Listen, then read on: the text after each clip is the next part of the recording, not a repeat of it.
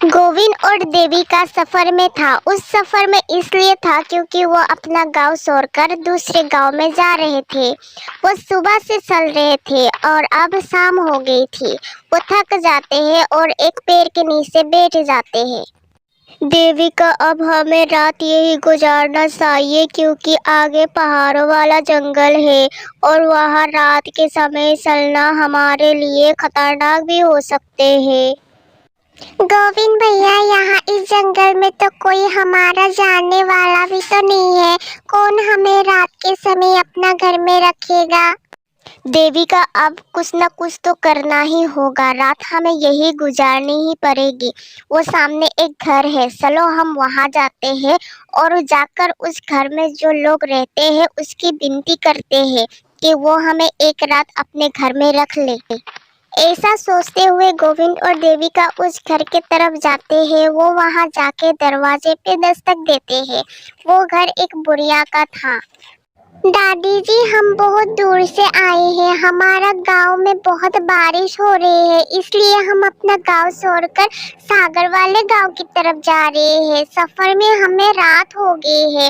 अगर आप हमें आज रात के अपने घर में रख ले तो बड़ी नेकी होगी आपकी हम पर। मैं बहुत बूढ़ी हो चुकी हूँ और लंबे समय से अपने घर की मरम्मत नहीं की है। मैं नहीं चाहती आप दोनों की बोझ से मेरा घर टूट जाए, अब कहीं और जाए। दादी जी, हम मुसीबत के मारे हैं। गोविंद बस इतना ही कहते हैं कि बूढ़ी दादी अपना घर का दरवाजा बंद करके अंदर चली जाती है। गोविंद भैया, मुझे तो नहीं लगता कि इस दौर में हमें कोई अपने घर में रखेगा। सभी लोगों को अपनी अपनी चिंता है। कौन हम गरीबों की मदद करेगा? देवी का चलो हम किसी दूसरे लोगों के पास जाते हैं। वो फिर से चलते हैं। वो थोड़ी ही दूर एक दूसरे घर पे जाके दस्तक देते हैं। वहाँ एक आदमी और उसकी पत्नी रहते थे। ओ जी, ये कौन आ गया? ठहरो तो मैं देखती हूँ। जी बताइए, कौन है आप और किससे मिलना है? काकी जी, हम मुसीबत के मारे हैं। भगवान के लिए हम पर रहम करे और हमें आज एक रात अपने घर में रख ले। वो क्यों जी, हम तो आप दोनों को नहीं जानती। काकी जी, हम भी कभी अपने गांव की अमीर परिवार से थे। बारिश ऐसी हुई कि हमारे घर तक टूट गए। हम बेघर हैं। बस एक रात के लिए हमें आसरा दे दे।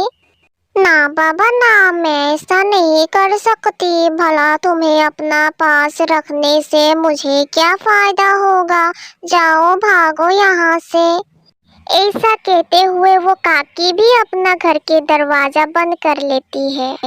अब तो हमें किसी पेड़ के नीचे ही रात गुजारनी होगी। नहीं देविका, मैं कोशिश करता रहूंगा। मुझे थोड़ा सोचने का समय दो। फिर गोविंद थोड़ी देर अपना दिमाग लगाते हैं और देविका से कहते हैं, देविका मुझे उपाय मिल गया। देविका आप यही बैठे, मैं अभी आया। गोविंद भैया बताए तो क्या उपाय मिल गया? थोड़ी धीरज रखो देविका बहन, मैं अभी आया।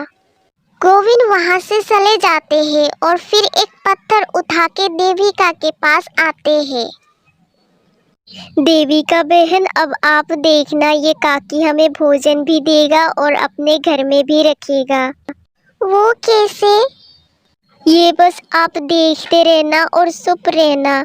ओए मोटे, क्यों हमें बार बार तंग कर रहे हो? मैंने एक बार नहीं कहा तुम्हें अपने घर में नहीं रखेंगे। जाओ, भागो यहाँ से। काकी जी सुने तो आप हमारी थोड़ी सी मदद कर दे। मेरे पास ये एक जादुई पत्थर है। इसे देसकी में डालकर जलाने पर बहुत स्वादिष्ट भोजन देते हैं। बस आप हमें एक देसकी दे दे, हम थोड़ी ही देर में आपकी देसकी वापस कर देंगे। जादुई पत्थर के सुनकर काकी जी लालच में आ जाती है। जादुई पत्थर, क्या ये सच में स्वादिष्ट भोजन देती है? हाँ हाँ काकी जी, मेरी दादी ने ये दिया था मुझे। ये बहुत चमत्कारी पत्थर है। अगर ऐसा है तो फिर आप अंदर आ जाए और हमारे घर के इस चमत्कारी पत्थर के खाना बना ले और हम भी थोड़ा थोड़ा करके खा लेंगे। ओ जी, इन दोनों के पास एक जादुई पत्थर है। ये बहुत स्वादिष्ट भोजन देते हैं। बस इसे देचकी में डालकर आग जलाना पड़ते हैं। वाह, फिर तो बहुत मजा आने वाला है। गौरी, इन दोनों भाई बहन को जल्दी से देचकी भी दे दो और आग भी जला दो।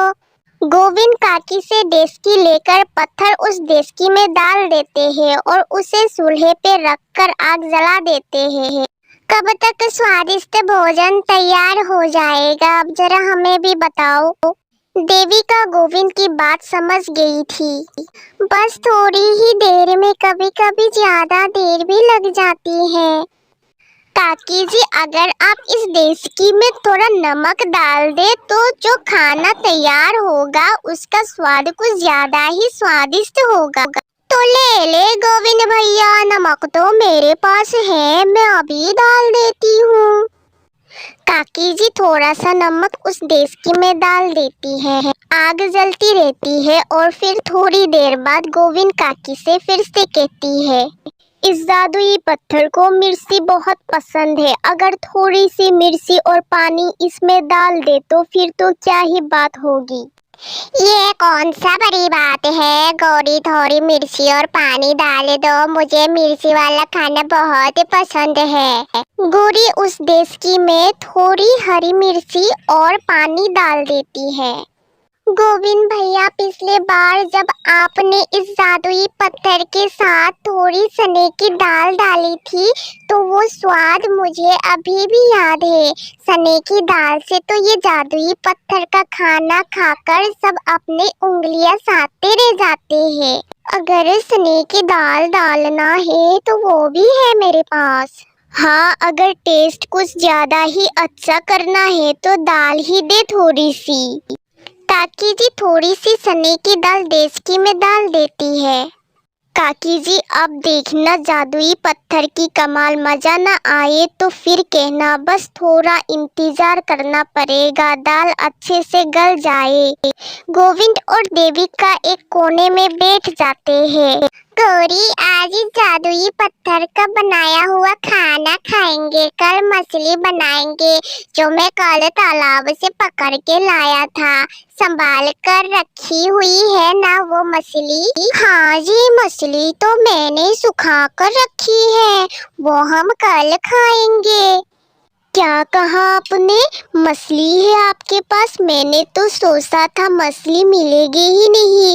मुझे अच्छे से याद है, एक बार मेरी दादी ने इसी जादुई पत्थर वाली रेसिपी में मछली भी डाली थी और मेरे दादाजी ने स्वादिष्ट भोजन खा के मेरी दादी जी के लिए बालियां बना के लाई थी। तो फिर अगर ऐसा है तो वो मछली भी इसमें डाल देती हूँ। एक मछली डालने से अगर स्वाद इतना बढ़ जाएगा तो मैं मछली जरूर डालूंगी। फिर गौरी काकी वो मछली भी उस देचकी में डाल देती है। थोड़ी देर बाद भोजन पक्के तैयार हो जाते हैं और देचकी से बहुत स्वादिष्ट खुशबू आ रही थी। अब हमारा भोजन बन गया है, मुझे पूरा विश्वास है काका और काकी, आपने इतना स्वादिष्ट खाना पहले कभी नहीं खाया होगा।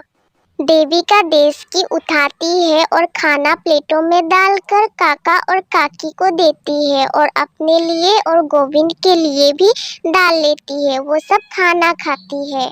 गोविंद, सच ही कहा था तुमने, मैंने इतना स्वादिष्ट खाना पहले कभी नहीं खाया। कैसी रेसिपी है ये जादुई पत्थर की? सच में गौरी, पहले कभी इतना स्वादिष्ट खाना मैंने कभी नहीं खाया जो आज है। और फिर वो सब सो जाते हैं, रात गुजर जाते हैं। गोविंद ने अपने बुद्धि से रात काकी के घर में गुजार ही लेती है और खाना भी खा लिया था। सुबह गोविंद काकी से कहते हैं, काकी जी, आपका बहुत बहुत धन्यवाद जो आपने हमें रात अपने घर में रखा। मैं आपसे बहुत खुश हूँ। मैं अपना ये जादुई पत्थर आपको दे जाती हूँ। सच गोविंद भैया, अब तो मेरे हाथ से बने खाना जादुई स्वादिष्ट होगा। जब मेरी माँ आएगी मैं इसी जादुई पत्थर से भोजन बना के खिलाऊंगी अपनी माँ को। काकी जी, रेसिपी याद रखना, कहीं आप रेसिपी भूल न जाए।